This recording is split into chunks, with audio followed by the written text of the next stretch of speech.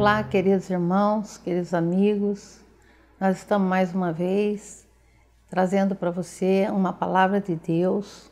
Hoje nós estamos vamos dar início ao estudo do livro de Tito, carta de apóstolo Paulo a Tito. Eu convido para você para ficar comigo aqui, meditando nessa palavra 15 minutos. 15 minutos com Jesus, amém? Mas vamos invocar o santo nome do nosso Deus, entrar em espírito de oração, para que Deus possa nos dar todo o entendimento a respeito dessa palavra. Senhor nosso Deus, Pai querido e amado, neste dia queremos te dar graças pela tua bondade e pela tua grande misericórdia em nossa vida. Agora, Senhor, queremos estudar um pouco da tua palavra. Queremos, Senhor, que o Senhor possa estar falando no coração de cada um, no entendimento de cada um, Senhor. E usa-me, Senhor, como vaso teu que sou, Senhor. Me dá clareza de expressão, que seja do Espírito e não da carne, tudo aquilo que viermos a falar. E eu já te agradeço em nome do Pai, do Filho e do Espírito Santo de Deus. Amém. Então, hoje nós estamos iniciando o estudo da carta do apóstolo Paulo a Tito. Quem era Tito? Tito era um amigo de Paulo, uma pessoa muito amada por Paulo, né? A palavra diz isso lá em 2 de Coríntios 8. Gostaria de estar lendo com você, para a gente saber, né, a relação de Tito com Paulo, porque essa é uma das cartas de Paulo pessoal, dirigida a uma pessoa, né? Nós já explicamos isso quando se fala em epístola. A gente vê a carta de Paulo generalizada à igreja, mas existem também as cartas pessoais, que é dirigida a uma pessoa. Então, essa é uma carta pessoal dirigida a Tito.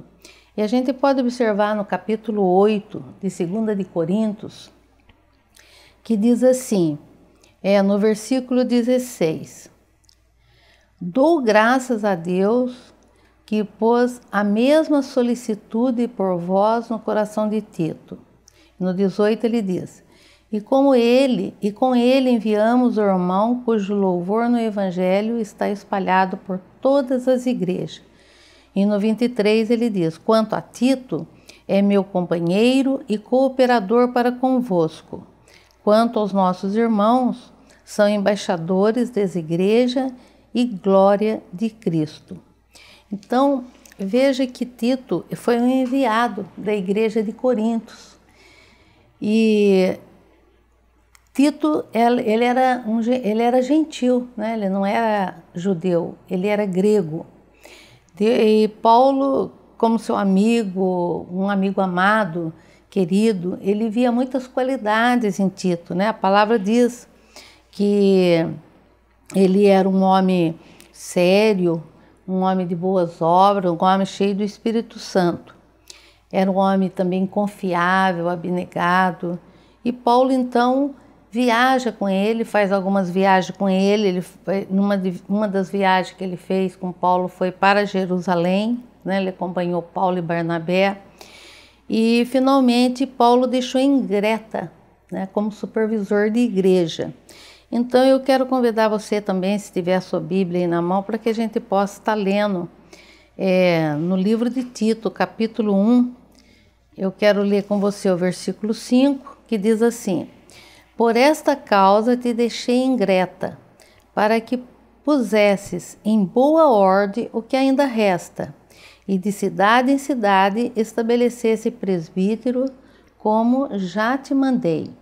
Depois a gente vai lá no capítulo 3, no versículo 8, e ele diz assim, fiel é a palavra e quero que a proclames com firmeza, para que os que creem em Deus procurem aplicar essas boas obras.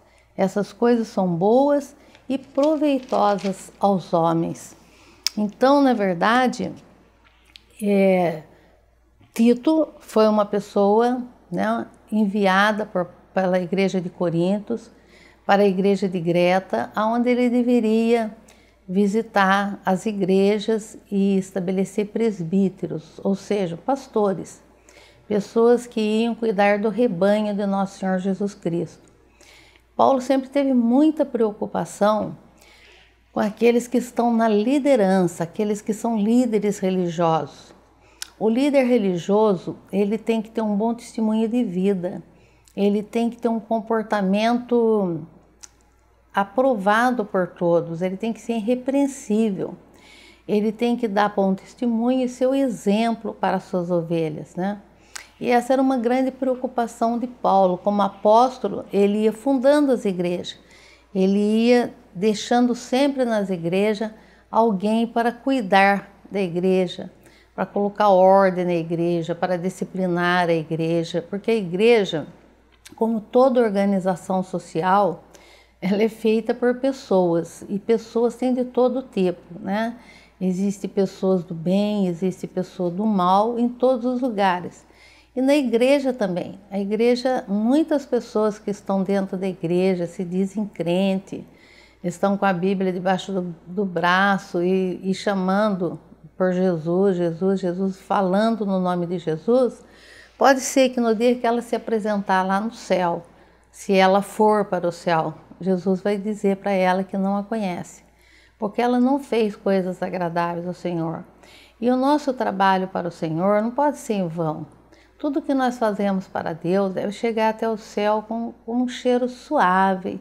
De nada adianta nosso sacrifício, de nada adianta a gente trabalhar, mas a gente não está fazendo as coisas como Deus quer. Seria como a oferta de Caim, que foi rejeitada, enquanto a oferta de Abel foi aceita por Deus.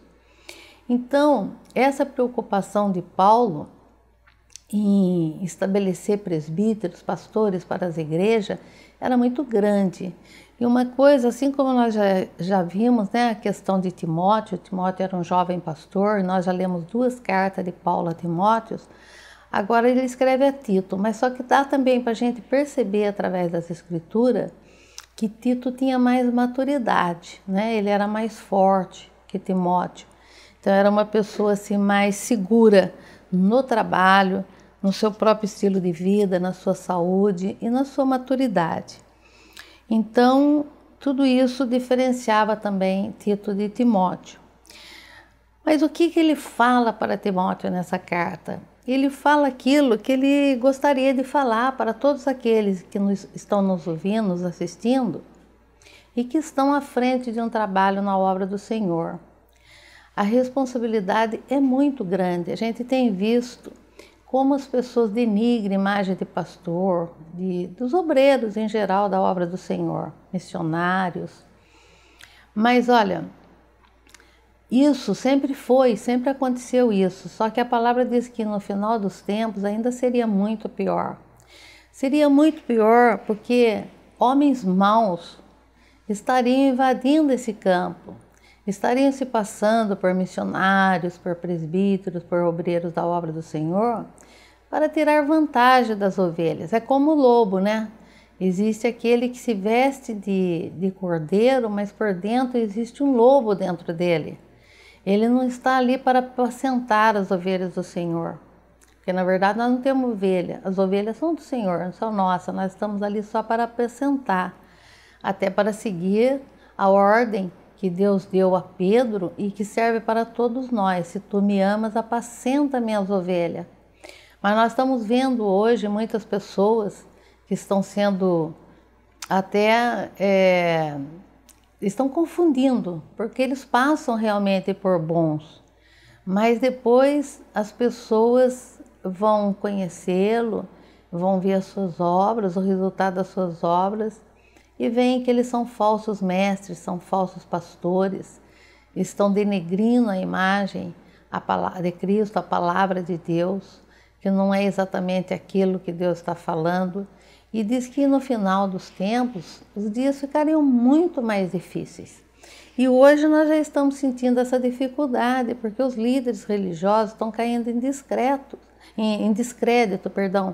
Por quê? Porque existe alguns que estão provocando isso daí, né? Que são os lobos vestidos de cordeiros e que estão fazendo as ovelhas se decepcionar, se afastar de Jesus, se afastar da igreja, não querer mais ouvir falar de pastor. elas dizem, na sua falta de conhecimento da palavra, que o pastor não existe, mas ele foi instituído pela Bíblia, né? Por Deus, está na Bíblia isso. Deus pediu que pessoas que fossem chamadas por ele tivessem esse trabalho. Então, a gente nota agora aqui o como ele aconselha Tito. Ele dá conselhos e exorta acerca dos deveres, das doutrinas ministeriais, como que deve ser. Ele dá uma ênfase especial sobre as boas obras. Nós sabemos que existe também alguma discussão, alguma polêmica a respeito de que Tiago, ele contradiz o que Paulo fala com respeito à obra. É interessante que nesse livro de Tito, isso daí vai ficar bem claro, né? Que não é assim. Se nós formos ler lá no versículo 1, no capítulo 1, no versículo 16, está dizendo assim, professam conhecer a Deus, mas negam-se pelas suas obras, sendo abomináveis, desobedientes e reprovados para toda boa obra. Nós vamos ver como Paulo dá ênfase à questão da obra. O que ele deixou bem claro lá no livro de Gálatas é que a salvação não é pelas obras, mas sim pela graça do nosso Senhor Jesus Cristo. Mas uma vez salvo, a boa obra tem que acompanhar. Quando Tiago diz assim que a fé sem obra é morta, é uma verdade. Porque de nada adianta você falar, dizer que crê, mas você não faz nada, você não faz a sua parte, você só espera de Deus, venha a nós, vosso reino, nada. Então as coisas não acontecem por a falta de atitude do homem. Nós temos que ter atitudes diante de Deus para que a nossa fé se concretize. E é diante dessas atitudes é que Deus realmente cumpre a sua palavra. E aí, então, nós vamos ver também no capítulo 2, no versículo 7 e 14, que diz assim: em tudo te dá, por exemplo, de boas obras, na doutrina mostra integridade e reverência. Depois, lá no 14, ele diz assim: a qual a si mesmo se deu por nós, a fim de remir-nos de toda iniquidade e purificar para si um povo todo seu, zeloso de boas obras. Nós só podemos conhecer a árvore pelo fruto que ela dá. Então, se nós não tivermos boas obras, também nós não temos testemunho para dar. E a nossa postura nunca vai corresponder com aquilo que nós pregamos. Então, realmente, Paulo não estava em conta daquilo que Tito falava, e nem encontra aquilo que Tiago falava, e nem Tiago encontra. Apenas ele, nesse livro, ele vai mostrar toda essa verdade, porque ele dá essa ênfase a boas obras. Só que ele deixa muito claro que não é pela obra que nós vamos ser salvos, né? A nossa salvação vem por crer que Jesus Cristo é o Filho do Deus Altíssimo e só Ele nós podemos chegar até o Pai, não existe outro caminho, né? E sem Ele não é possível salvação, porque Ele nos salvou quando Ele morreu na cruz por nós, foi naquele momento. Se crermos nisso, seremos salvos, né?